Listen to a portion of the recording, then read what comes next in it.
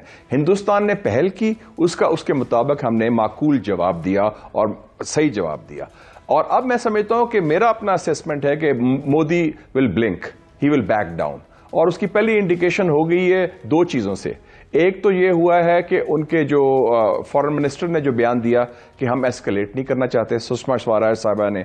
और दूसरा जो हिंदुस्तान के जो 21 सियासी जमातों ने अभी बयान दिया है राहुल गांधी की क़यादत में चंद घंटे पहले, उन्होंने कहा है कि मोदी साहब ने तो कोशिश ही नहीं की कि हिंदुस्तान की जो सियासी जमातें हैं जो हिज़्ब इख्तिलाफ में हैं उनको इत्मीनान में लिया जाए।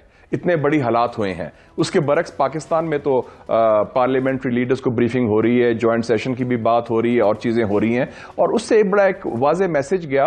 और इंडिया में भी पब्लिक ओपिनियन जो है ना, एकदम जो कल उनका ट्रायम्फलिज्म था, आज उनकी, मैं देखता हूं मोदी के गुब्बारे से हवा निकली हुई है। क्योंकि उसने जिस तरह हमने जवाब दिया और जिस मैच्योरिटी से हमने जवाब दिया, और हमने कोई इतना शोर गुल नहीं मचाया कि हमने कोई लाल किला फतह कर लिया। हमने कहा सिर्फ हमने अपनी सरहदों का दिफा किया, हमने वो किया जो जायज था, जो कम से कम हमें करना चाहिए था अपनी सरहदों का दिफा करने के लिए, सालमियत का और अपने इज्जत व वकार के लिए।